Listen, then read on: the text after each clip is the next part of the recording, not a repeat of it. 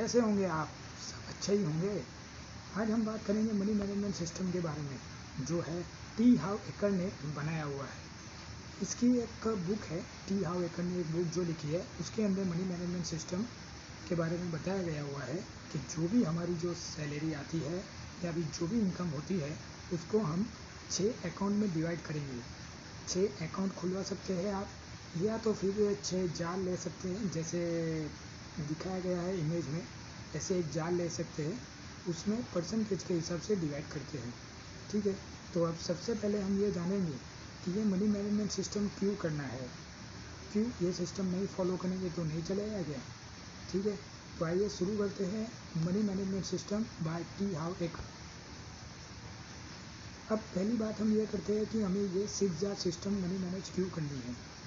तो उसके 2 रीज़न हैं। पहला रीज़न है कि because habit is more important than the amount. मतलब जो हैबिट है वो ज़रूरी है। मनी को मैनेज करने की हैबिट डालने के लिए हमको ये मनी मैनेजमेंट सिस्टम करना है। अगर हैबिट हो जाती है तो हम पैसे वाले बन सकते हैं। ठीक है, और दूसरा रीज़न है because of the fastest way to do well with money is to manage your money well. मतलब ये सबसे फास्टेस्ट तरीका है मनी को मैनेज करने का। तो उसके लिए भी हमको मनी को हम अच्छी तरीके से मैनेज करेंगे तो वो हमारे पास ज़्यादा आए।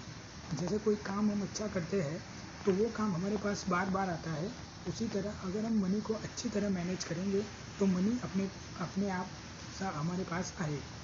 ठीक है, अब नेक्स्ट हम लेते हैं एक रीज़न 2 जो है। पहले रीज़न की बात कर रहे थे, तो commonly say that I am not earning a lot of money. अभी इसके अब ये मनी मैनेज फॉलो ना करने के रीज़न हम लोग देते हैं। ठीक है, जैसे कि हमारे पास इतना अर्निंग ही नहीं हो रहा है कि हम मनी को मैनेज करें। और दूसरा रीज़न है कि मेरे एक्सपेंसेस बहुत ज़्यादा है। ठीक है, तो उसके लिए मैं मनी को मैनेज नहीं कर पाता और ये सिस्टम में फॉलो नहीं कर पाता। तो दोस्तों, उसमें ये जो रीज़न है वो दिखाता है कि हमारे पास मनी हो या ना हो, हम लोग छोटे से छोटे पैसे से भी काम कर सकते हैं। मतलब कि हम 1000 रुपये भी ये सिस्टम में डाल के, ये सिस्टम के हिसाब से डिवाइड करके हम लोग ये सिस्टम फॉलो करना चाहिए।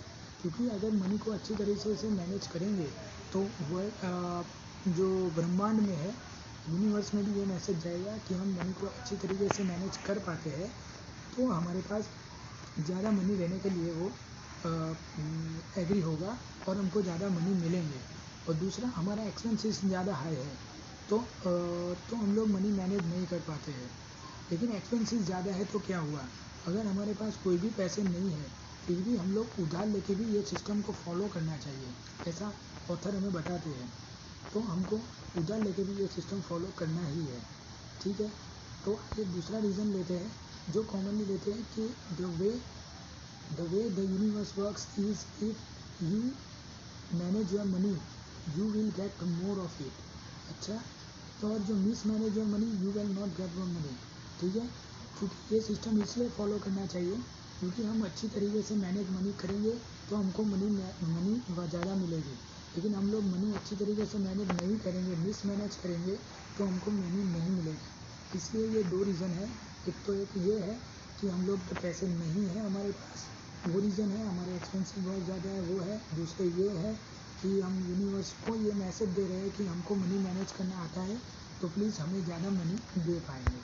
ठीक है, अभी हम ये 6 जार मैनेजमेंट सिस्टम है, उसमें 6 अकाउंट खुलवाने हैं या 6 जार सिस्टम है।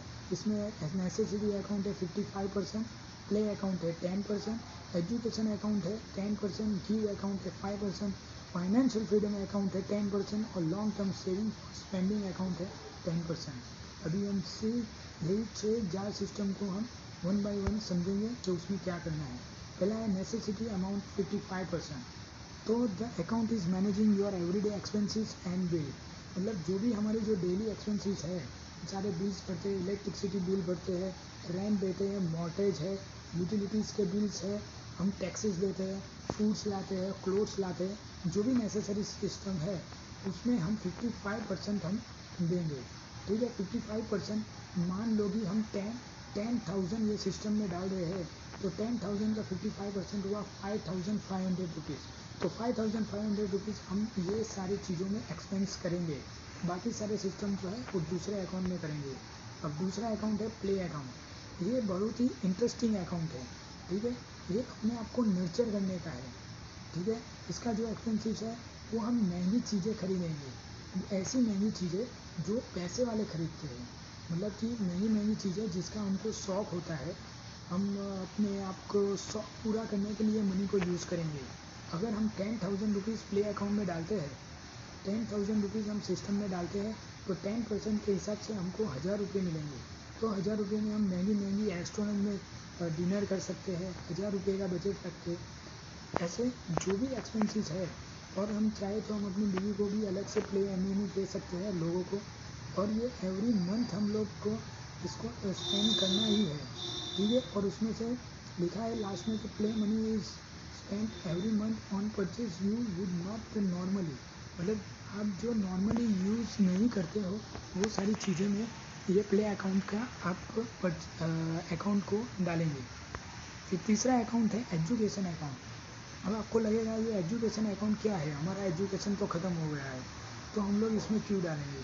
तो money in this jar is mean to further your education and personal growth, मतलब पर्सनल ग्रोथ करने के लिए जो भी चीज़ें होती है उसके लिए हम लोग ये स्पेंड करेंगे।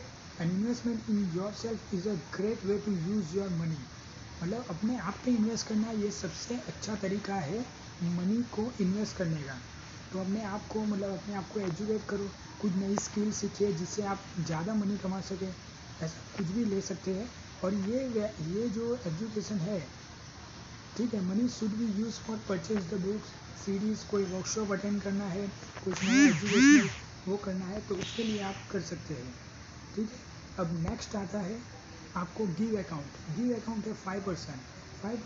गिव अकाउंट के हिसाब से अगर 10,000 है तो 5% के हिसाब से सिर्फ 500 रुपीज़ होते हैं। ये 500 रुपीज़ आप किसी को गिफ्ट दे सकते हैं, किसी नेबर को गिफ्ट दे सकते हैं, हम किसी की बर्थडे आती है उसके ऊपर गिफ्ट दे सकते हैं।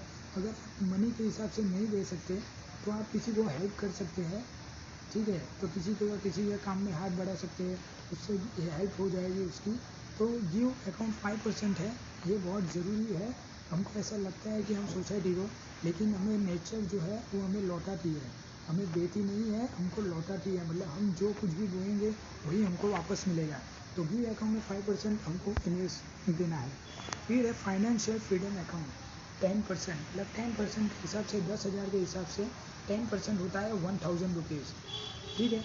तो ये लिखा हुआ है कि this is your golden rules and this jar is your ticket to financial freedom.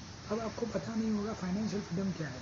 Financial freedom यानी कि हम कुछ भी काम नहीं करें तो भी हमारे पास पैसे आते रहेंगे, मतलब कि मैं सो रहा हूँ तो भी मेरे पास पैसे आ रहे हैं, मैं कुछ काम नहीं करूँगा फिजिकली तो भी मेरे पास पैसे आएंगे। ऐसे में इसको इन्वेस्ट करना होता है, मतलब कोई भी ऐसी चीज़ें जिसमें आप इन्वेस्ट करेंगे तो आपको पैसे मिलते रहेंगे, ठीक है। The money that you put in jar is used for investment and building your passive income stream, मतलब पैसिव इनकम के लिए आप इसको बिल्डअप कर सकते हैं। आप धीरे धीरे, और आप ये याद रखें इसको कभी भी, इसके प्रिंसिपल को कभी भी खर्च नहीं करना है। मान लो कि आपने 1,000 के हिसाब से आपने धीरे धीरे करके 1 लाख रुपीज़ भी बना दिए, तो 1 लाख रुपीज़ को कभी खर्च नहीं करना है, इसको आपको हमेशा इन्वेस्ट ही करते रहना है, और इसके प्रिंसिपल अमाउंट को तो कभी भी नहीं निकालना है। इसमें आप स्टॉक ले सकते हैं, बॉन्ड ले सकते हैं, आप कोई LIC का LIC का कोई भी स्कीम ले सकते हैं जिसमें आपको पैसे कंटिन्यू मिलते रहेंगे, मतलब ये इसमें ऐसे में पैसे डालने हैं जहाँ पे आपको पैसे कंटिन्यू मिलते रहेंगे, ठीक। तो ये बहुत इंपॉर्टेंट है फाइनेंशियल फ्रीडम अकाउंट 10%। 6 है long term saving for spending account. Money is there for bigger and nice to have purchases, use for money for vacations, plasma TV, consistency for your children education etcetera, मतलब कि आपके जो भी vacations है, आपको कहीं भी वैकेशन घूमने जाना है, मतलब ये सारी चीज़ें ऐसी है जो लॉन्ग टर्म में आपको परचेजेस करना ही होगा। जैसे घर में आपका TV होता है, फ्रिज होता है, वॉशिंग मशीन होता है, ठीक है, और माइक्रोवेव होता है। तो ये सारी चीज़ें ऐसी है जो आपको 5-6 साल में कभी ना कभी ख़राब होगी और उसको आपके ऊपर पैसे खर्च करने ही पड़ेंगे। तो इसके लिए आपको ये अमाउंट जो रखनी है तो उसके लिए रखिए, मतलब आप धीरे धीरे वो अमाउंट को भी, इस अमाउंट को भी आपको जल्दी खर्च नहीं करना है, ज़्यादा अमाउंट बड़ी होने देना है, फिर उसके बाद खर्च करना है। ठीक है, तो इस हिसाब से है। और ये जो बात मैंने आपको बताई है, ये एक बुक है टी वेकर की secret of the millionaire mind master in the inner game of the wealth. इसमें बताई गई है, एक चैप्टर में ये चीज़ बताई गई है। और ऑथर ये कहते हैं कि ये मनी मैनेजमेंट सिस्टम आप 24 मंथ्स तक करेंगे तो आपको ज़रूर इसका फ़ायदा होगा। आपको ये मनी मैनेजमेंट करना ही चाहिए। अगर आप यंग एज के हैं, 20 से 25 के बीच में है, तो आपको ये जल्दी से जल्दी फॉलो कर लेना चाहिए और आपका काम हो जाएगा। अब आपको ये सब दिखाते हैं तो सबसे ज़्यादा नेसेसिटी हमने बताया 55%, LTSS मतलब लॉन्ग टर्म फॉर स्पेंडिंग के लिए 10%, FFA फाइनेंशियल फ्रीडम अकाउंट में 10%, गिव अकाउंट में 5%, एजुकेशन में 10% और प्ले अकाउंट में 10%। Thank you for your watching. अगर आपको ये वीडियो अच्छा लगा तो या किसी को शेयर करें, लाइक कर दो, सब्सक्राइब कर लो, जिससे ऐसे भी और भी इंटरेस्टिंग वीडियो में जुड़ता रहूँगा, अपलोड करता रहूँगा। Thank you for your watching.